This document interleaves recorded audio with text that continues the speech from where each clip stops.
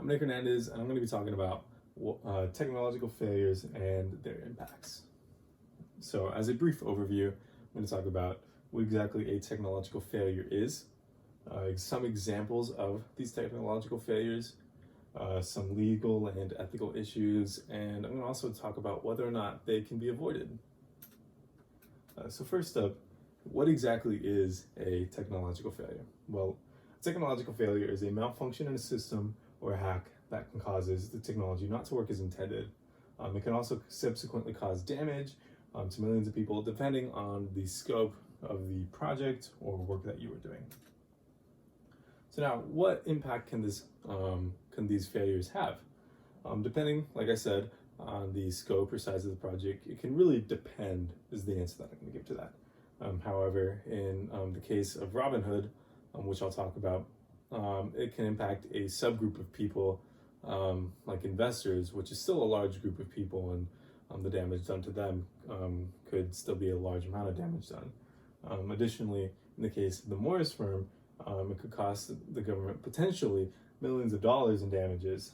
And additionally, we might even see cases like Y2K, where the damage didn't necessarily amount to a dollar amount, however, it amounted to fear and widespread panic over a simple bug that was because computers couldn't handle the number 2000 in their years. So first off, I'm going to talk about Robinhood.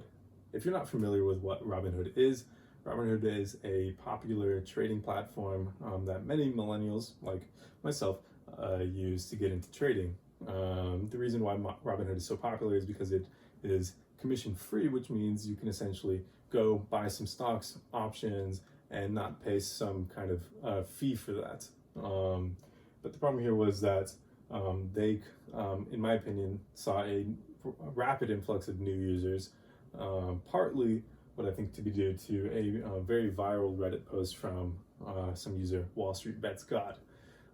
This post showed him making from 40,000, he made up to $4 million in a single trade, which is very enticing to the new user. And since this post got widestream media attention, and this subreddit, Wall Street Bets, ended up getting hundreds of thousands of new users within just a few weeks, I think one aspect is Robinhood really saw a rapid influx of new users. Additionally, what we've seen in the last few weeks due to the coronavirus pandemic is a rapid decline in the market. We've lost, in just a few weeks, 30% of what we were at just before we really started seeing the impact of coronavirus. And this has seen a lot of these new users that came in to possibly want to liquidate their positions. But we've seen very historic volume days where the volume is considerably higher than anything that we've ever seen. So we see a lot of users trying to liquidate all their positions at the same time when the market opened. But the problem that really lied at hand was after one of the worst days in history, it was followed by a day where the Dow Jones Industrial Average it reached its highest single point gain in history at the time. So for the people shorting the market, they lost out on millions of dollars because the Robinhood app was down for the duration of the entire trading day. And for people that wanted to get in to take advantage of this gigantic bounce that we've seen, they lost out on the potential for millions of dollars. But Robinhood, due to a software bug as well as an extreme amount of load that they were experiencing, was down for that entire trading day, as well as partially into the rest, partially down for the rest of the week, as well as a few times fully, even since that moment. And the only severance pay that they were able to offer the users was the $15 equivalent of 3 months free Robinhood Gold. So next up, we're going to talk about briefly the Morris worm. The Morris worm was a very popular internet worm. It was actually one of the first popularized ones, but it was the first one to really break mainstream media attention.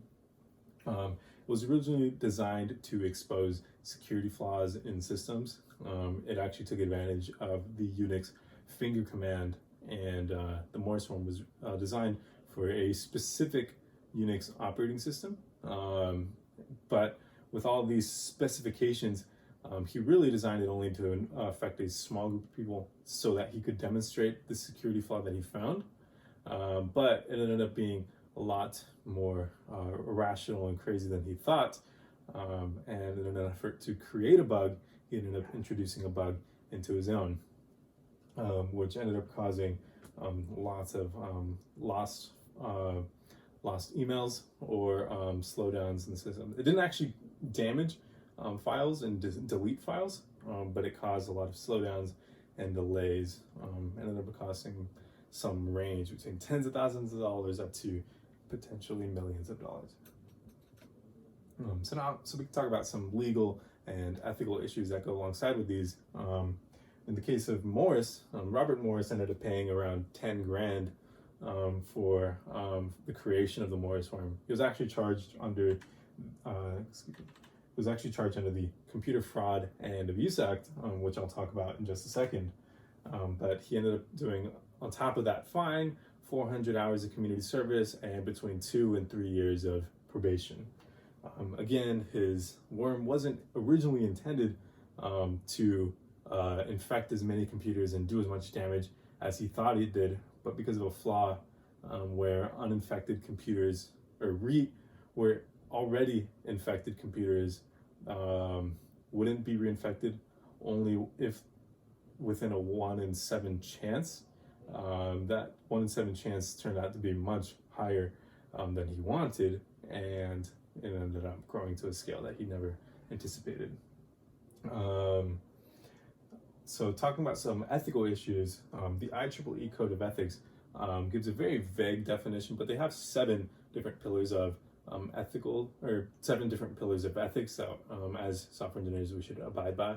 But one of them states that software engineers shall act consistently with the public interest, which is really interesting in how vague that this is, because you can interpret it to mean that Robert Morris was acting in terms of the public interest because he wanted to expose a security flaw so that way it could be fixed, which would in fact benefit the public interest. However, he was working at the same time against the public interest because he introduced his own flaw that ended up costing some unknown amount of damages. Donald Lauterbarn also gives a great quote. He is a computer ethics researcher and also a PhD in philosophy. His quote reads, "Risk is generally defined as a measure of the probability and severity of harm to human health, and a system is considered safe if its risks are judged to be acceptable." And this definition is very interesting because it's pretty vague, but it's interesting because it's kind of a circular definition. We define risk in terms of human health and the amount we are willing to put on the line for human health, but human health can be defined in terms of risk as well, and it's really our job as a programmer to mitigate risk and mitigate the damage to human health. But if they depend on each other, it's a very difficult situation to be in. But we really must adhere to the IEEE Code of Ethics as best that we can to be able to mitigate the damages to either. So going back to the Computer Fraud and Abuse Act, it was created in 1986, and it was created to address hacking.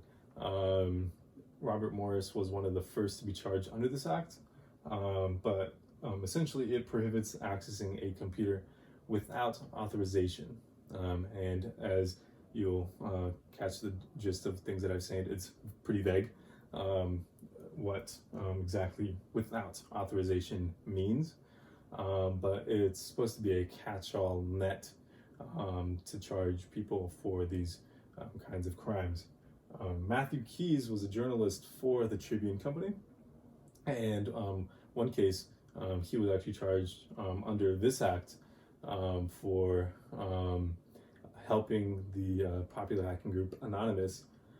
He wasn't a hacker himself, but he provided Anonymous with just simply a username and a password, which gave them access without authorization to the Tribune Company systems.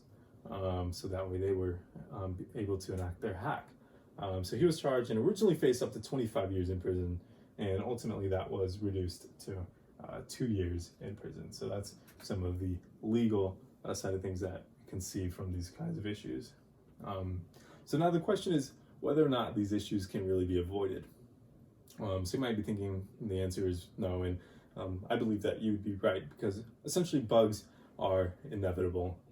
It's really not feasible to be able to pore over thousands or even hundreds of thousands of lines of production codes. But we do have measures in place to mitigate this as best we can. Like we have, rounds of code reviews, which then after these rounds of code reviews, then we'll go into QA testing.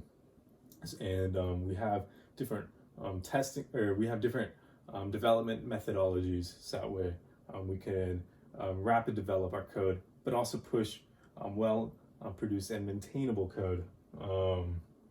But really, these bugs are inevitable to happen. It's really up to us as programmers to determine how big and how grand in scope these bugs can really be, and how far-reaching that these bugs can really be. And the best thing that we can do as programmers is really adhere as best we can to the IEEE Code of Ethics in order to produce well-maintainable code that is without bugs in our hopes. So in conclusion, these issues are tough to spot, tough to find, and can cause a wide array of damages, not even necessarily monetary damages, but damages nonetheless. And the laws that regard these kind of issues are pretty vague in who's to be assigned blame.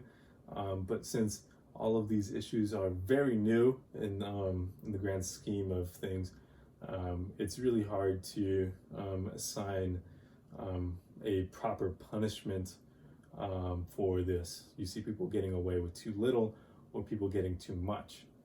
But essentially, we really need to adhere to the IEEE Code of Ethics to produce the best code that we can, and to be able to mitigate as many of these issues as we can.